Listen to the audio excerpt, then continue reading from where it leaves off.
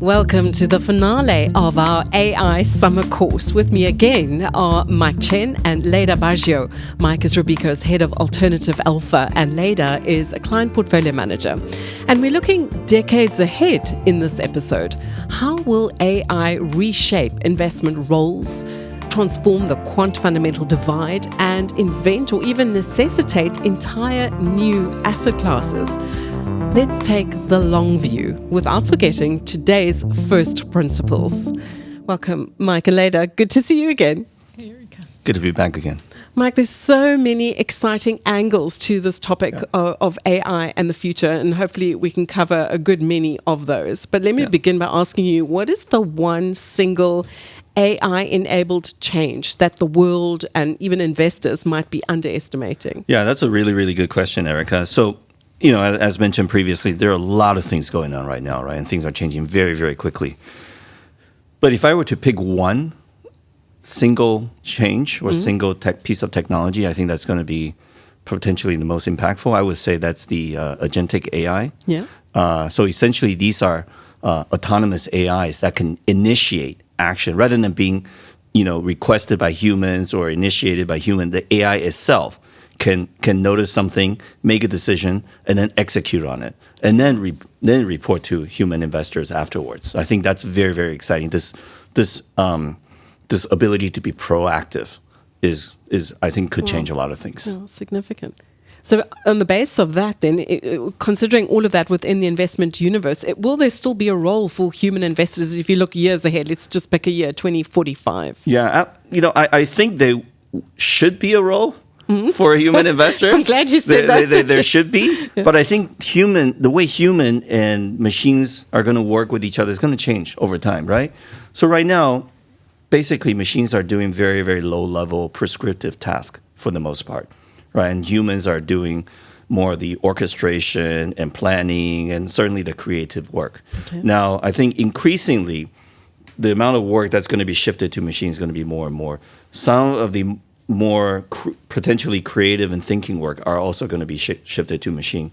What humans will be doing is human will act as supervisors.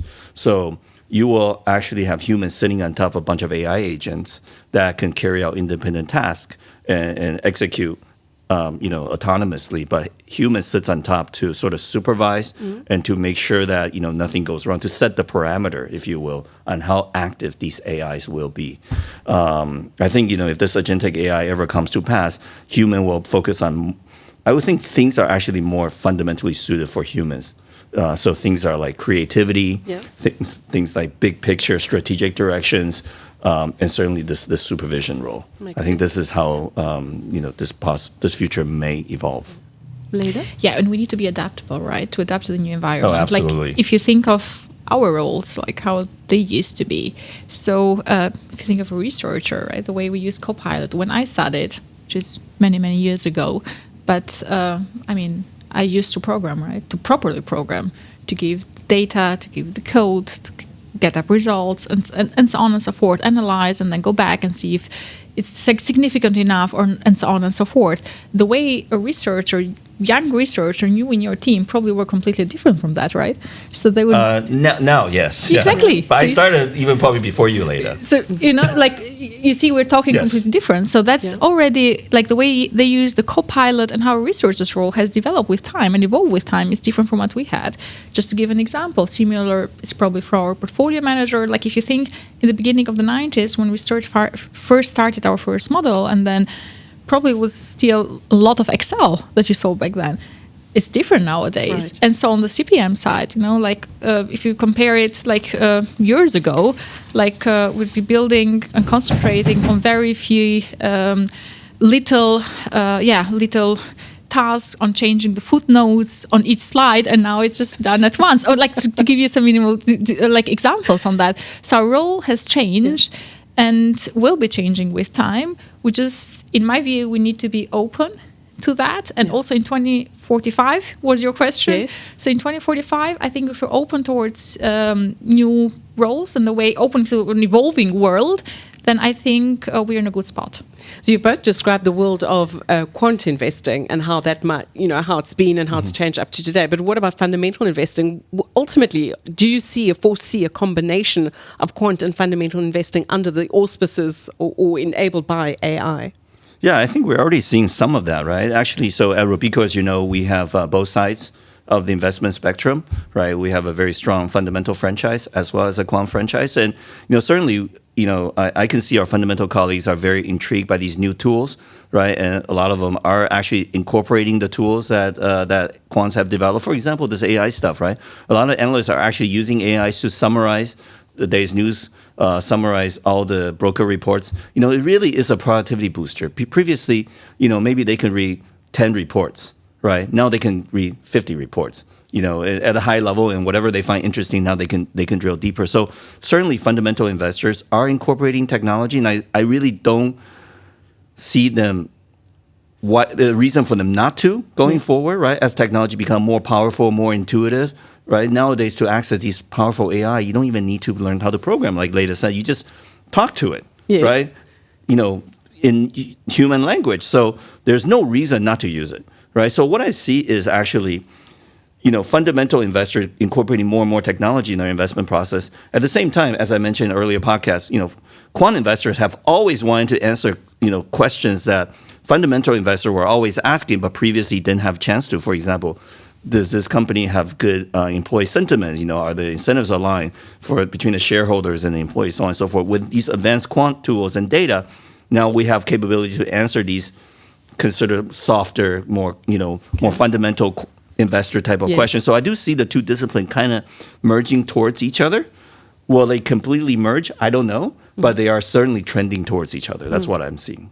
Well, I think we definitely need both of those, Mike, because they do add to each other. It's like an investor today. Would I say to anyone, be 100% quant? No. I mean, you need both disciplines. And in my view, they will coexist. But of course, a fundamental investor will still probably will be missing out, will not be efficient enough if the investor wouldn't be using the AI techniques, because the world is evolving and is becoming much more efficient. And on the other side, we also need the human expertise that the fundamental portfolio manager and fundamental analyst brings on board, because we see lots of dynamics in today's world. And we also need that outside perspective to see the plausibility of everything, the economic rationale, and so on and so forth. So I do think that the two worlds will coexist and will move more towards each other, yes, but will coexist and we need both of them. Time for another fun, quick quiz. Are you ready for that? Are you up to it? Always. And no relying on AI to give you the answers, right? First question, true or false? By 2045, AI may be able to independently launch a new investment strategy without human input. True, yeah. You were too convinced. Wow. Okay, I'm concerned that that's the answer. Then, multiple choice question. Which of the following might be a real asset class by 2045? A, climate mitigation credits. B, algorithm marketplaces. C, data rights. D, all of the above. Sounds like D. Yeah. Indeed. Yeah. Apparently, although, I mean, that's subject to opinion, right? And what might happen and unfold. Next question, also multiple choice. By 2045, your trusted advisor might be A, an AI co-PM, B, a Buffett hologram, C, your digital twin, D, all of the above. I would hope for A, but probably all of the I'd above. go for Buffett. Yeah, only Buffett, only B. Okay, well. Definitely not a digital twin. One of me is enough, I think. But an AI co-PM, it's fine. That's workable. Okay, Yeah. we'll take A and B then. 4. What's a value that we should never outsource to AI? Your ethical standards. Yeah, honestly. I agree. What do firms need most to prepare for an AI future, in your opinion? Infrastructure. I would think infra and also just the mindset, right? Promote this mindset of experimentation and trial and error. Yes. Because so much of it is still undefined right now, right? We see this tantalizing possibility, but that possibility needs to be translated into concrete action and products. And the only way to do that is to play with it, really just to experiment. Right. Good. Okay, fill in the blank. In 2045, a portfolio manager's biggest asset might be their humanity. It doesn't change. We are in a people's business. Nice. Then another multiple choice question. Which of these was developed before the word podcast was coined in 2004? A, spam filters, B, chatbots, C, AI generated art, or D, all of the above? Spam filters. All of the above. Indeed, apparently all of the above. Well done, thank you. Leda, earlier you referred to we require a mindset that's flexible. So if you were to kind of extrapolate to at the corporate level, the company level, what is the mindset or even the culture needed within companies to be able to adopt or absorb these techniques successfully? Well, we need to be open, and we also need to see the cultural differences towards that, or let's say regional differences as well. So if you think on how everything has been evolving, it's been evolving with time. So we've been able to, if you think on the US terms, have been innovating quite a bit, right? China as well, they follow quickly after, and also in their own their own way. If you see Europe, it just lags a little bit behind it because we have the tendency to regulate too much. So so in a way, I do think that that's the way we're going to move. And even if I'm based in Germany, so if you think of Germany in general, we're leader, when it comes to automotive industry. And at the end of the day, we still do not have the automatic pilot, right? So there are other countries that do it, and we've developed it ages ago. And why not? Because of regulation in place. So I think what needs to happen is that we need to move more towards each other. So it doesn't need to necessarily be the first ones, right? To innovate, the first one to innovate. Probably it's also costly, but we need to all be merging on to move towards each other, and to meet up somewhere in the middle, and of course be open for the change. Yeah, I think that's really important. This whole growth mindset, right? Yeah.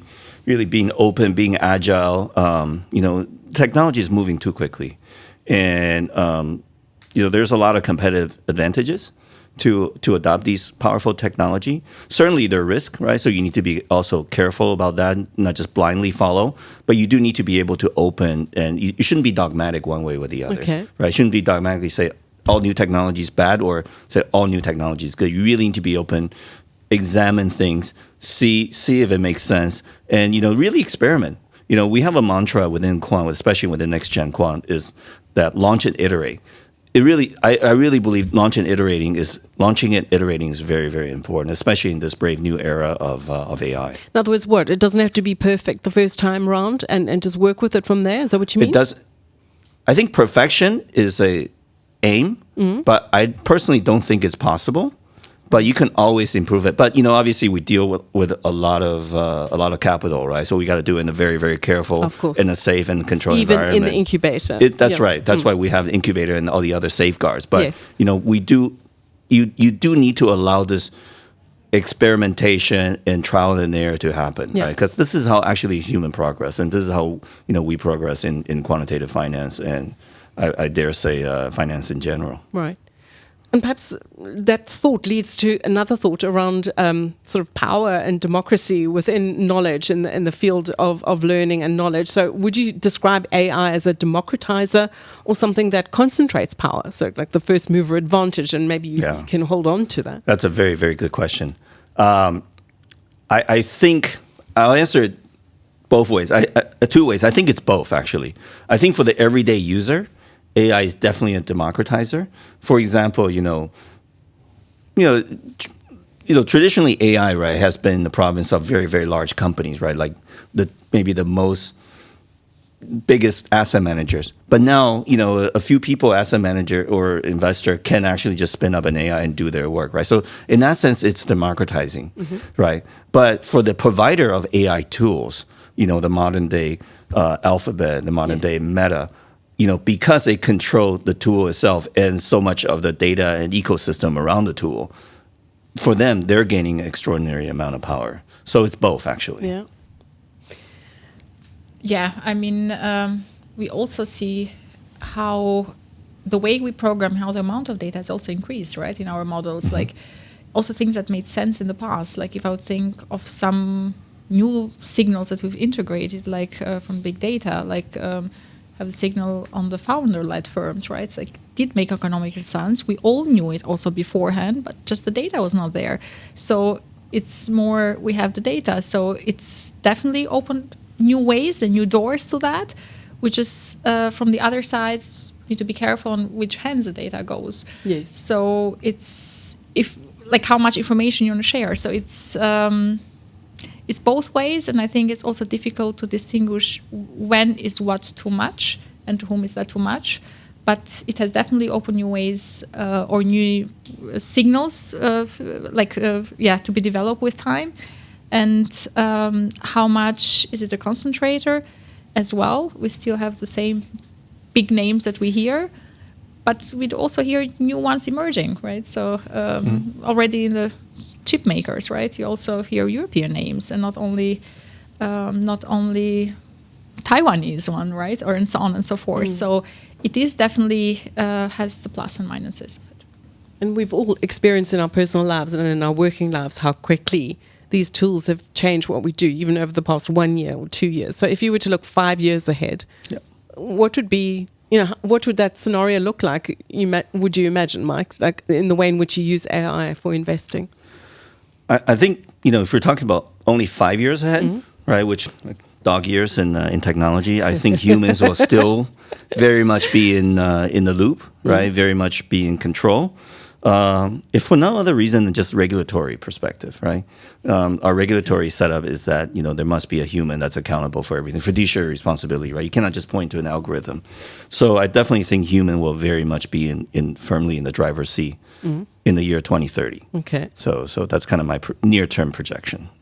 And on the but there will be much more agentic system being deployed. Okay. And we've always been in the driver's seat. So I'm more. I don't think we'll be substituted fully. I mean, I hear the question several times now, Erika, but I don't think that's happening, right? If I may, like opera. I remember my grandparents when they were going to the opera, they were saying there'll be no one going to the opera anymore. I remember my parents saying it, and I also say it when I go once in a while, and it's still full. And I think people will still be going. So I do think that people will still be in the lead. It's just also that has become a bit more modern. So humans will still be in the lead in 2030, and I think further on as well. Yeah. So that also points to the aspect of fear, because I think, also, when you're saying be flexible, so that means, in other words, don't get stuck in the fear of, resisting the change. But just from a personal perspective, what excites you or what worries you about the pace of change? I think what excites me is that I can offload a lot of grunt work, to be honest, right? I think somebody said, I don't want AI to do my poetry for me. I want AI to do my laundry. Right. Right? I definitely think that AI is going to, I don't know if laundry, but, it can do a lot more. If only. More, yeah, exactly. more like, grunt work, like less creative work. So whereas humans can focus on higher stuff, more complicated, maybe more creative work. I think that's what's really exciting, right? Offload the daily nitty gritty, as parents, it takes up a lot of time, right? So hopefully we can offload that. I think what obviously technology is a double-edged sword.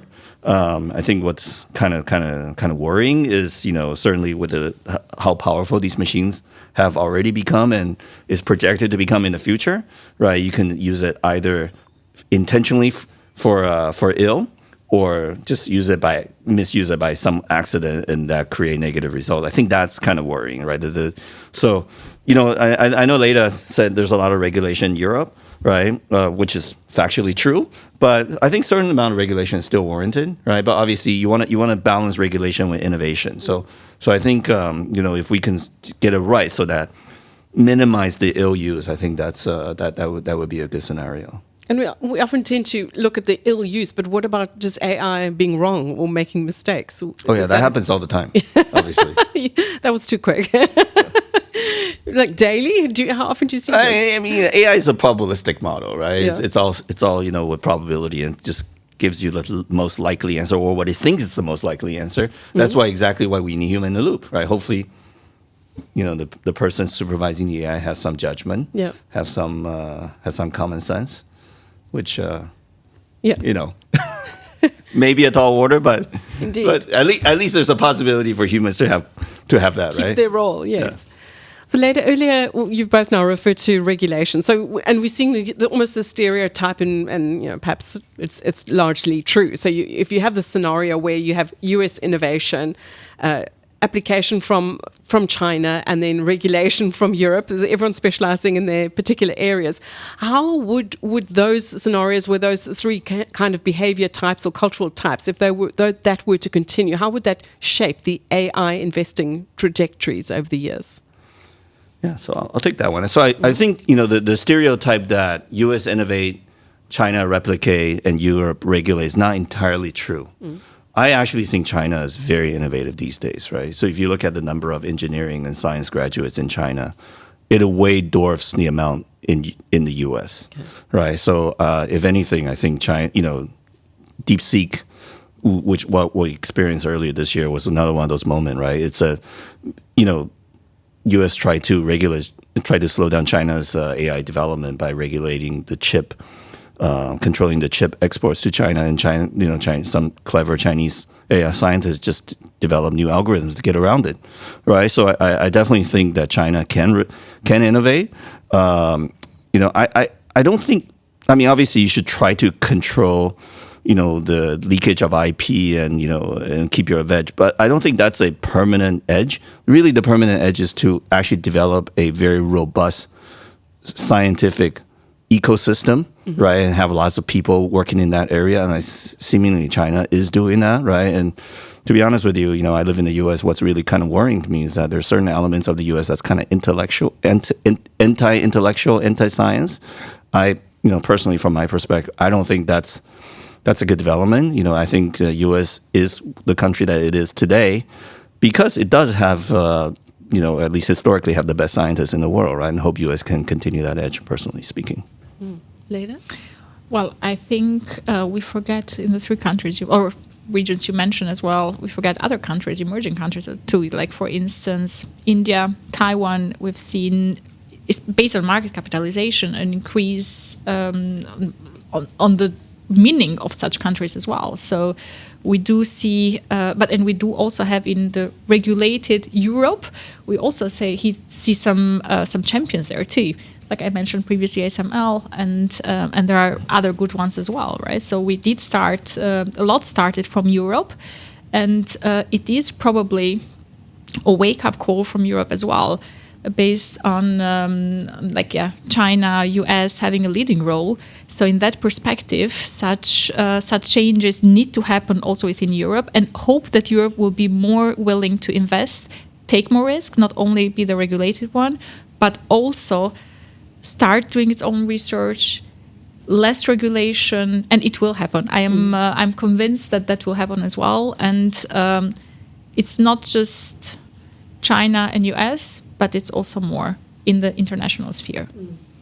So if we were to use regulation as a proxy for sort of the guardrails and for protecting the industry, what guardrails or protection is non-negotiable? You can unplug it. Just shut it off if things go wrong. But what if we don't want to? Well, yeah, that's another, yeah. So we're still looking into the future. What's ahead? What can we expect in the world of investing? But now, for anyone who's studying in the field, what would you advise them? How can they best prepare to enter into this field and succeed? Yeah. I'll answer that question in two ways. So, in terms of what to study, I think it's still very important to learn the fundamentals. Right. For example, fundamental mathematics, you need to learn how to do that. In fact, I think it's critical because if you want to work with AI, you have to understand how is it built and its limitations and its capabilities, right? So you need to dig a little bit deeper. And if you really dig into how AIs work, it is still linear algebra and other fundamental mathematic probability, stuff like that, right? So you need to be able to understand that. Mentality-wise, I think you need to be, what Leda and I discussed, you need to have a growth mindset, you need to be flexible. Things are changing quickly. you might not be able to predict what's going to happen, but you should be able to follow it, right? If things do change. So I think these are very important attributes. And just to be safe, I think you should take up carpentry or plumbing. Or massaging or nursing, right? Yeah, I would say don't stop learning. I guess you'd have guessed it by now. So it's just stay hungry, be open, don't say no. It brings nothing at the end of the day. Just stay hungry, keep learning, and best will come. So let's keep it inspirational. I want to ask you my final question. If you could give us the one blue sky idea, crazy out there idea currently in the works, in the proverbial whiteboard that doesn't yet exist, that listeners might hear about more in the future, what would that be? Well, I want, we've launched actually already an AI enabled product. I mean, you talked about it in the previous podcast. So the dynamic theme machine ETF. And we've got also something in the making, which is coming very soon. So I would say stay tuned. Exciting stuff. So that incubator is being productive. Something is coming out of the incubator very soon. There you go, Mike. I'll answer a bit longer term. I think, if agentic AI future ever comes to pass, and that's still an if, right? Mm-hmm. But if it does come to pass, I think it will very likely discover new strategies that we haven't thought of. And that would lead to new product. I'll just leave it at that. Mike and Leda, thanks so much. It's been lovely talking to you. Thank you. Thank you. Well, thanks for traveling with us from the sparks of discovery in the lab all the way through to today's rapid momentum and on towards the horizon still ahead. Well, enjoy your summer, and if you'd like more of the inside scoop on AI investing, have a look at the Robeco website for all the highlights.